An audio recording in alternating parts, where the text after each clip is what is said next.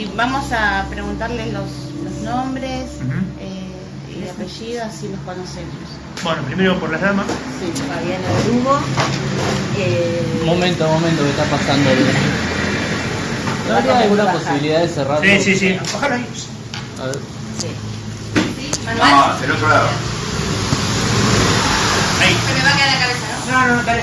No, para tener que lo bajaba al revés, lo bajaba afuera. Ahí está. Ahí te vas a Ah, no, que eso. Sí, porque si no entra mucho ruido de Dale, afuera. No hay Y problema. deja la puerta abierta un poquito para que se den cuenta que hay gente. Un poquitito nada más. Claro, pero Ahí. ¿Viste? Tecnología de punta. pero era ¿cómo se En automático lo sacamos porque era muy cheta. Dijimos, no es peronista.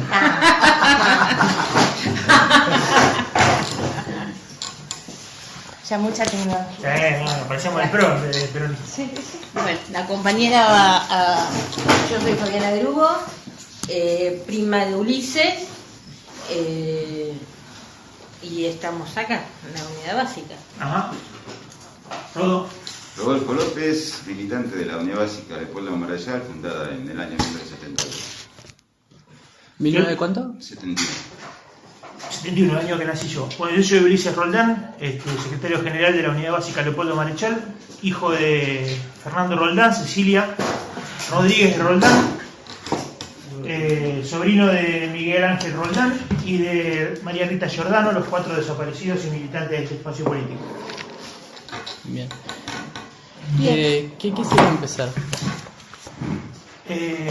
Negro, ¿querés empezar un poquito contando el inicio de la Unidad Básica? Bueno, si quieren les cuento cómo se trabajaba en la Unidad Básica en esa época. En esa época nosotros nos reuníamos sobre todo para hablar de política y ver lo que podíamos hacer en el barrio.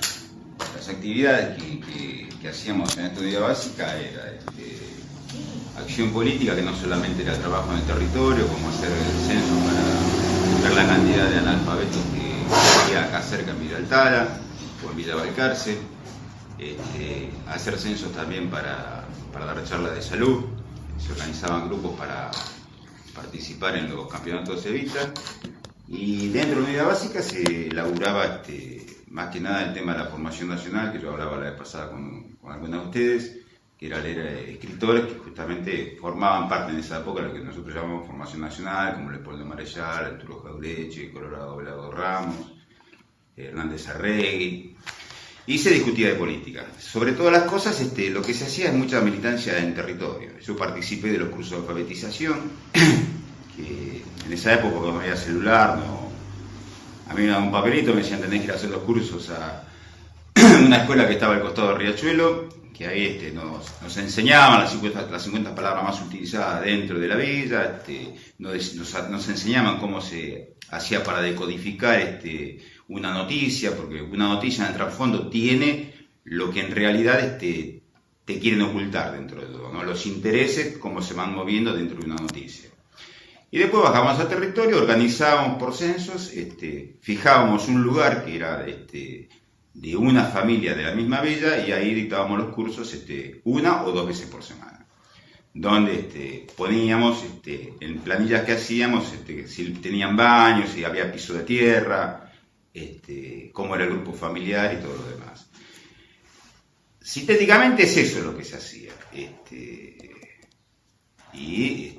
Comparándolo con esta época, antes nosotros hacíamos censo, hoy dicen cuadrícula, nosotros decíamos vender, hoy dicen flameantes, o sea, hay una diferencia por ahí en la subcultura que va creciendo en los distintos grupos, en las distintas agrupaciones, ¿no? Pero esa era básicamente la labor que hacíamos nosotros. ¿Y esa información barrial a dónde iba? ¿La manejaban ustedes junto con...? No, nosotros hacíamos los censos ¿para qué? Para poder ver la situación y para ver cómo encarar lo que íbamos a hacer. Si dábamos una charla de salud, siempre la hacíamos en los barrios que hacíamos el censo. Preguntamos a la gente si estaban dispuestas a poder hacer una reunión para dar una charla de salud, suponer. Y con los cursos de alfabetización igual. Hablamos con la gente que se anotaba en el curso y le preguntábamos quién puede dar un lugar para que dentro del mismo ámbito se produzca la acción, ¿no? ¿Había un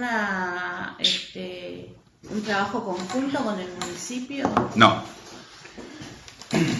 no había trabajo con el municipio, nosotros nos manejábamos en forma barrial. Era nosotros hacíamos territorio, o sea, a nosotros no nos bajaba una línea del municipio, porque con el municipio nosotros no teníamos un municipio que sea, ¿cómo te podría explicar? Que esté de acuerdo por ahí con lo que nosotros hacíamos, ¿entendés?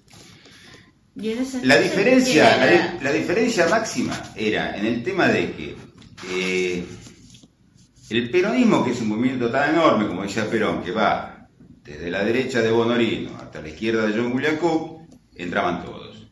Pero los que manejaban el poder político, por ahí no veían con buenas intenciones lo que nosotros estábamos haciendo. Porque en realidad lo que estábamos haciendo era tratar de concientizar, una palabra que se utilizaba mucho en esa época, concientizar a las bases, ¿no? Y siempre estaba la premisa de que las grandes transformaciones se hacen desde abajo y con los de abajo. Esa era Es decir, no, la política de que las unidades básicas o los centros políticos sean un instrumento canalizador de las políticas del Estado es una metodología moderna, nueva. Anteriormente las unidades básicas eran el centro aglutinante de lo que era el requerimiento social. Digamos, la unidad básica, junto con sus militantes y el aporte de sus militantes, trataban de dar las soluciones que necesitaba el barrio. Digamos, no era el instrumento del Estado para llegar al barrio. Entonces se utilizó en los últimos 12 años. Digamos, no voy a hacer una crítica de que si está bien o está mal, simplemente decir qué es lo que pasó. Cuando vos utilizas un espacio político para canalizar las herramientas del Estado, cuando no tenés más el Estado te quedaste sin herramienta.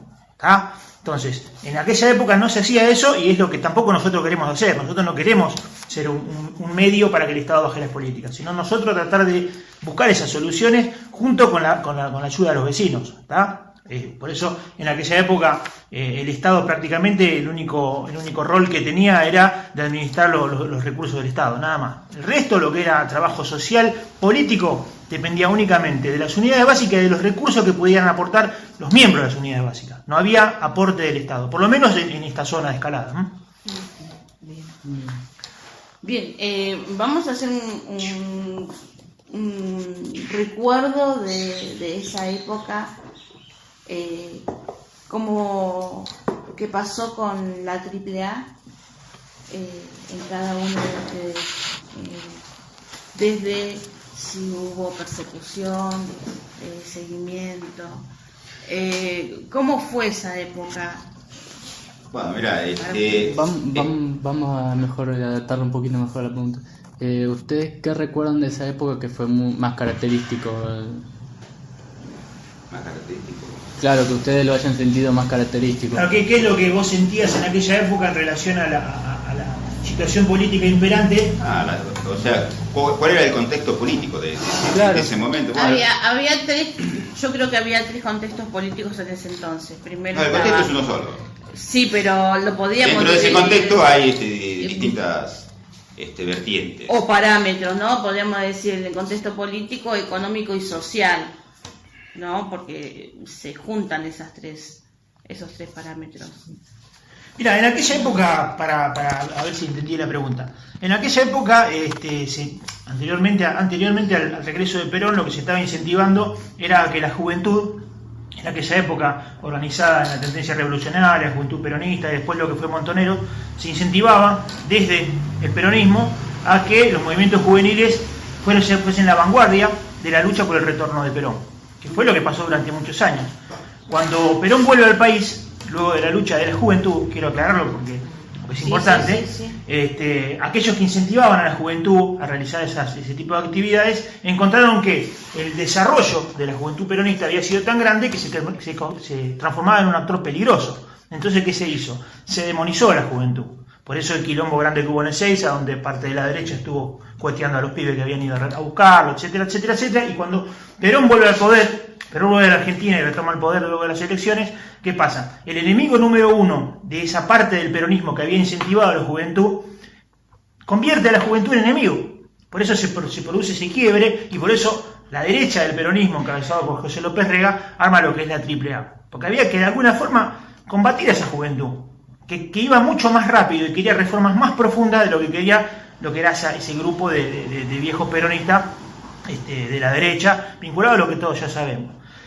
en ese contexto político en el cual la Juventud Maravillosa pasaba a ser el enemigo, se formó lo que se llama la AAA, y esa AAA desde el Estado lo que empezó a hacer fue a perseguir a los compañeros, en todos sus ámbitos, en las universidades, en el trabajo, en el barrio, mismos en las unidades básicas. Había unidades básicas que estaban más vinculados. ¿Podría dar algunos ejemplos de cómo se los perseguía? Sencillamente te lo digo, digamos, a los delegados gremiales que estaban vinculados a la Juventud Peronista, a la tendencia revolucionaria, se los seguía, se los seguía con vehículos, se los seguía gente sospechosa. En muchos casos, no nos olvidemos que hubo desaparecidos en democracia, fruto de la AAA.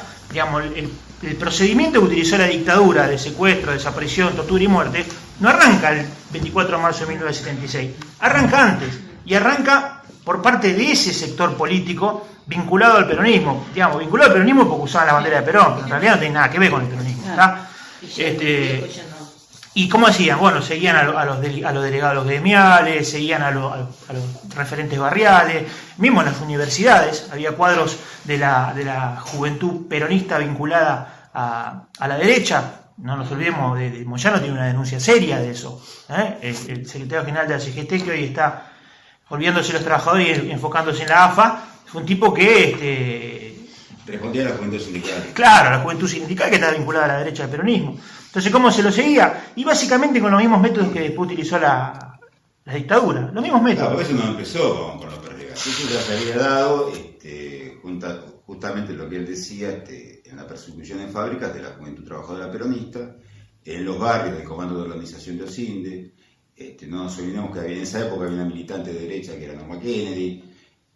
Yo, para darte un dato, nosotros cuando estábamos dando los cursos con Cecilia, que era una asistente social, a nosotros nos corrieron a cutazos acá de la visa. Nosotros tuvimos que hacer una noche de aguante en esta unidad básica que no estaba, sino que era la casa, porque decían que el comando de organización venía a reventar la unidad básica. ¿Quiénes los corrieron? Perdón. El comando de organización, que en esa época estaba registrado por OSINDE. Que era la derecha peronista, o sea, OSINDE inclusive estuvo relacionado en la llegada de Perón en Ezeiza a la gente armada que estaba dentro del escenario. Vos si ves un documental de gente que está armada y que disparaba. El problema es que la derecha había preparado, y eso lo describe Horacio Berbisky, en una especie de fábrica o convento, no me acuerdo bien lo que había, a ponerle a 30 cuadras del escenario principal. Sí. ¿Qué hicieron? Ellos coparon la parte de adelante del escenario, las 62 organizaciones, ya no existen 62 organizaciones, todo el movimiento sindical, que ponele que habrán juntado 40.000 personas. Y la juventud peronista venía con columna de 1 millón de personas. ¿Entendés la diferencia que había? Y cuando se escucha el primer disparo, se piensan del otro local que estaban disparando desde el escenario. Pero sí, no había las comunicaciones que hay ahora. Ahí se arma todo el quilombo, donde inclusive yo siempre les cuento a los muchachos que ahí queda herido de bala un representante de la juventud peronista, que era José Luis Nel, que había pasado por el grupo Tacuar, después por el Movimiento Nacional Tacuar, después se había integrado a lo que era la organización. Un hombre que estuvo preso porque trabajó con Tupamaros en Uruguay, después volvió a Argentina, queda paralítico en esa. Que yo siempre cuento de que, según dice la historia, aparentemente el Cadri lo ayuda a morir al tipo, ¿no? Y se abre más la brecha en septiembre del 73. ¿Por qué? Porque en septiembre del 73 se lleva a cabo la Operación Traviata, que es el asesinato de José Ignacio Rucci. Que eso fue un quilombo grande en las bases. ¿Por qué? Porque eso se lo atribuyeron de entrada a la juventud peronista, a Montoneros. O sea, la organización era una cosa y el trabajo territorial era la otra. Si bien el foco iluminador de conciencia, podía ser Montoneros, que era el que bajaba la estrategia, los que realizábamos el laburo éramos nosotros. En las unidades básicas se criticó demasiado, inclusive hubo mucha gente que se fue de la juventud peronista después de ese acto. ¿Por qué? Porque la idea de Perón era hacer un gobierno de transición donde era un trípode: Perón arriba, la CGT y la CGE, o sea, la CGT con Rucci y la CGE con Helber. Era un gobierno de transición donde iba a tratar de aglutinar a los trabajadores y a los empresarios para poder salir del quilombo que había en esa época, en la situación que estaba la República Argentina. Al matar a Rucci, se desmadra todo. ¿Por qué? Porque el viejo se enoja tanto que directamente prácticamente no se expulsa de cosa que después pasó, todos lo saben, ¿no? Disculpe que haga a veces algunas preguntas que parecen obvias. Lo que pasa es que como es una entrevista, nosotros tenemos que actuar como que no supiéramos que... Todo bien, no hay problema. Por eso, por ahí yo a veces hago algunas preguntas que parecieran obvias, como por ejemplo hace un momento que pregunté qué actos de represión Sí. se tomaban en esa época. No es que no desconozca, pero es que como es una entrevista tengo que actuar como un ser que no conoce, que viene todo el conocimiento de ustedes que vivieron en esa época. Está perfecto, hombre, no hay problema. No hace falta aclarar. No, yo quería aclarar ese punto. No, pero creo que hicimos muchas de estas nosotros, ¿eh? Sí, y si claro. No, y si se quiere explayar, mejor, muchísimo mejor. Volviendo a la pregunta inicial, ¿cómo lo vivieron acá los compañeros las persecuciones? Bueno, acá como te decía Rodolfo, esta unidad básica funcionaba dentro de la casa. Este ámbito en el que estamos ahora no estaba, este lugar cubierto. La unidad básica funcionaba dentro de casa. Una locura, pero bueno, una locura de los jóvenes. Los jóvenes no miden, actúan. Esta es su casa. Esta de acá, sí. La casa de la familia. Bueno, la unidad básica funcionaba en casa, como te dijo Rodolfo, en el año 71. Funcionaba como lugar de encuentro, no era una unidad básica. Hasta que en algún momento los compañeros dicen, bueno, este lugar de encuentro formalicémoslo. Y arman e inauguran lo que se llama la unidad básica Leopoldo Marechal, que tiene el origen en la admiración que tenía mi padre hacia ese escritor, y en el cual los compañeros compartían esa admiración. Por lo tanto, en un consenso se dijo, pongámosle ese nombre. Se hizo la actividad en la que vino al acto inauguratorio Elvia Marechal, la viuda de Leopoldo, y en el que participaron montones de vecinos, porque la particularidad que tiene este barrio en el que estamos nosotros ahora y este lugar es que los vecinos sienten empatía con nosotros. Digamos, somos de los pocos militantes de muchos años en el cual podemos salir a la calle, hablar con todos los vecinos, no nos comemos ninguna puteada. Tenemos los mismos laburo, en el caso del negro no tiene laburo, vive de changa. Nosotros, la verdad, no tenemos que rendir cuenta ante nadie. Entonces, el día que se hizo la inauguración, participaron los vecinos, fue una inauguración muy grande, era un laburo muy fuerte que se hacía en el barrio, un laburo social y político muy fuerte. Estaba esta unidad básica que estaba compuesta por gente realmente preparada en lo político, no eran improvisados. Y bueno, pasó lo que tenía que pasar. Cuando una luz brilla demasiado, la oscuridad lo primero que quiere hacer es opacarla, oscurecerla. Y bueno, acá hubo autos que se paraban a la puerta de casa, compañeros que salían a caminar y que de repente a 10 o 12 metros tenían un auto atrás que los seguía, tomaban fotos. En las actividades que se hacían en el barrio, como por ejemplo en Fomento, en la sociedad Fomento que está acá cerquita, donde compañeros de esta unidad básica y de otra que está por acá cerca participaron de las elecciones para remover a la cúpula que dirigía esa sociedad Fomento. También hubo actividad por parte de estos grupos, y bueno, la situación se fue poniendo cada vez más tensa, cada vez más complicada, porque obviamente no solamente la gente que participaba de esta unidad básica se sentía en peligro a título personal, sino que peligraba también, en este caso, a la familia. Claro, porque la unidad básica funcionaba dentro de la casa.